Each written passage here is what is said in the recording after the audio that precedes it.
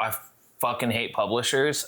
Yeah. I don't fuck with publishers. I mean, I don't know. Like, I guess at this point, you don't need publishers. yeah. I mean, what is a publisher gonna do for me? Take your money. Yeah. I mean, they're gonna take my like. I mean, to be frank, like, if you can make a comic book that looks like this, or that looks like any of these books, if you can make a comic book that looks like this, a publisher is going to take the money that you put into making this and the effort that you put into making this, and they're going to take 50%, or they're going to take more, and they're not going to market it. So it's like you still have to. You still have to be hustle. fucking like boots on the ground,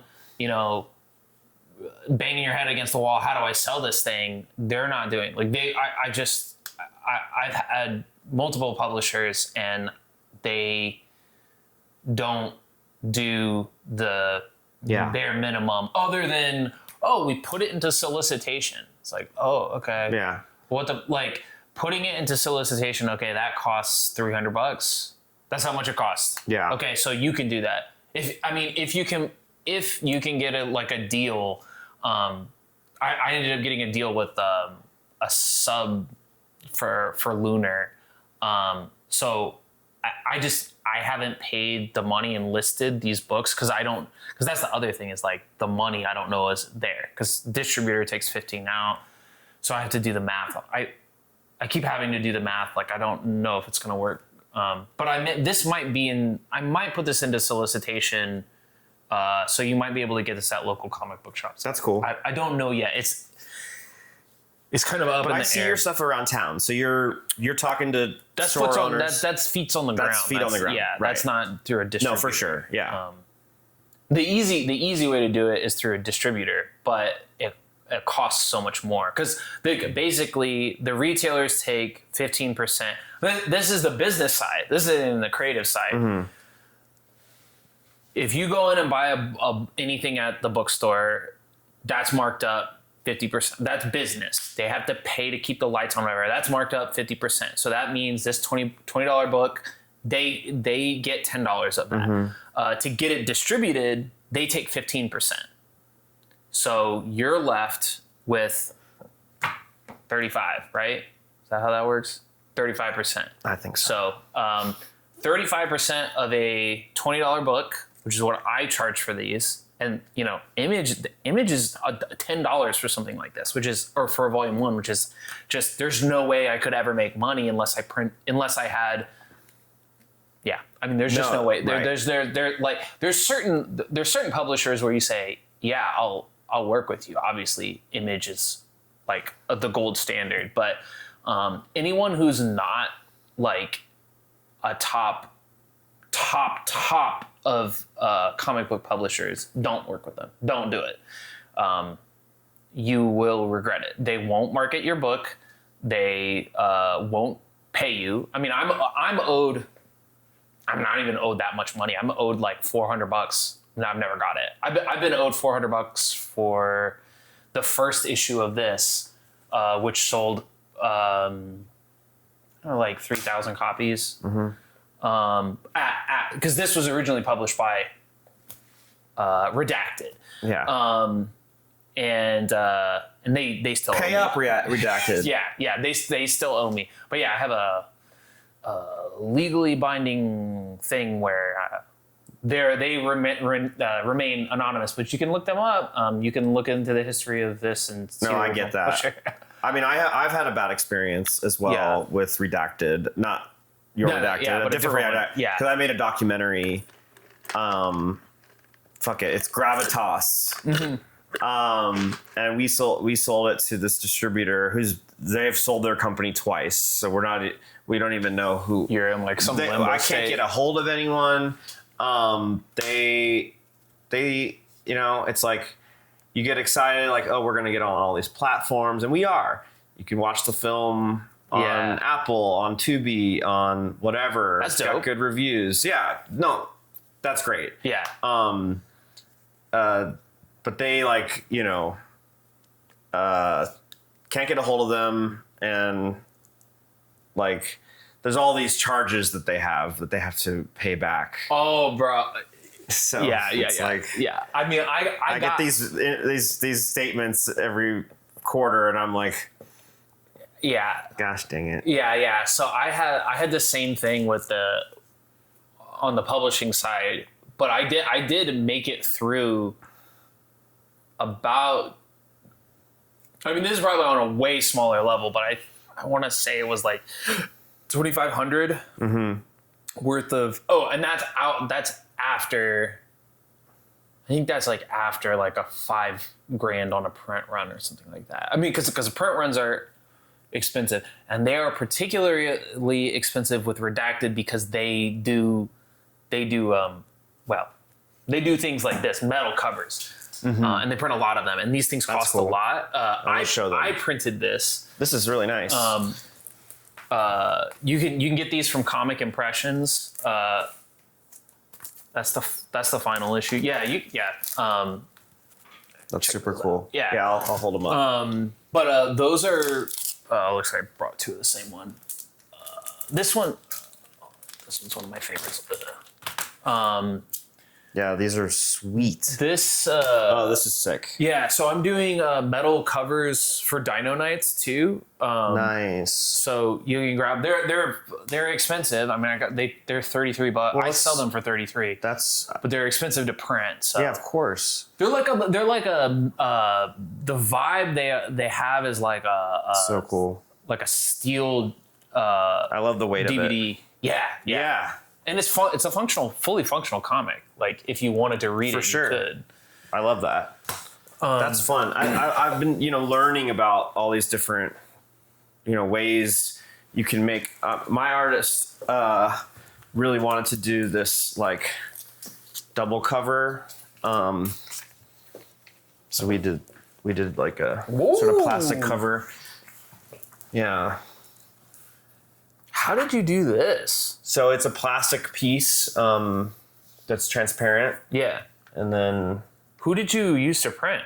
So it's all Hungarian printers. So my artist is Hungarian, and it's a printer there. He's in charge of the whole thing. Really? Yeah, we're printing the third one now. Rock on. Mm-hmm. And he really pushed for that because I was honestly skeptical. I was like, I don't know. Nah, this is dope. But he was right. Yeah. Yeah, this is dope. It's unique. I definitely want your I want to know about like if he's printing it and handling the printing. I got Ben Turdik is Hungarian and he's the artist on Spellslinger, nice. This is actually a book that I started this book a long ass time ago. I think like I don't know. I think I was writing the first issue of that, I think in 2017, but it did get rewritten and it did get redrawn. Thank you. So the artist is Hungarian? Yeah. His name's Ben Turdik. I mean, like I said, I've had a very long relationship with Ben on that book. I mean, that book took Ben 4 years to draw and color. It's over 150 pages. It's massive. And he redrew and redid the first 7 pages because we did it as a pitch first. We actually got the pitch accepted at a couple places, but the thing about the comic book industry is that when you get a pitch accepted, they give you a boilerplate like acceptance thing. Some of this is like beautiful. Well, yeah. I mean, Ben, you heard that? Beautiful. Yeah, really.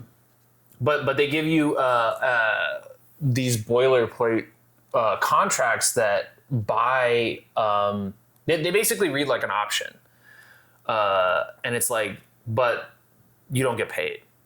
Like it's like all like if you option a work, like you basically need to make 10 grand. Like, well, if I option a work, where I'm at in my career, I would be asking for 10 grand. Like that's where I'm at. I mean, that could go up or down depending on where you are in your career, but it's good to have those like, okay, if I'm going to do this, it has to be like, you have to mentally just like, it's 10 grand. Like, that's how much that is. And and that's the thing is these boilerplate contracts are like, oh yeah, we get a percentage, which is just like an option on TV and film, and it's like this reads almost exactly like an option, but you aren't fucking creating optional material. All you're doing is printing a book. So, basically what happened is like things like Kevin Eastman and all these, and, people in the 80s and the 90s and the 2000s, like they owned their book and they went with print. They went with publishers that had, zero stake in TV and film. And then they became multimillionaires, if not billionaires, for selling these properties. And then the publishers are like, well, I want more money. So basically that's what contracts look like now. Mm-hmm. So you're selling TV and film for something they're not gonna do a fucking thing on. Like they're not an agent. They're not a film company, and they basically buy film rights. And so I hate that. Yeah, this thing got accepted twice, and I just say no because I was like, I actually don't own those because I sold them. I sold them for actual money, mm-hmm. not back end payments, of which, like I said, you will never get. You'll never get it. Right. So in my opinion, if you can make a book that looks like this, then you don't need a publisher. Yeah. Unless it's image. Amazing. Yeah. Deal. Unless it's like an image, or you're getting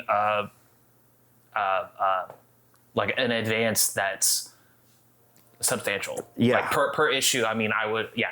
You would need it. I mean, I hear people like at people getting like a $5,000 advance at Dark Horse, and it's like, dog, what does that pay for? One, like the art for one, it's sad. Like what does that pay? What does the 5,000 actually pay for? Because mm-hmm. I've talked to people, and they're like, well, I just gave all the money to the artist. And it's like, I guess that's what you got to do. It sucks, and then maybe it's painful. You got to do what you got to do. I do think that like a lot of these legacy industries, movies, comics, whatever, like we're kind of in an era where like conventional distribution is becoming a scam. Yeah.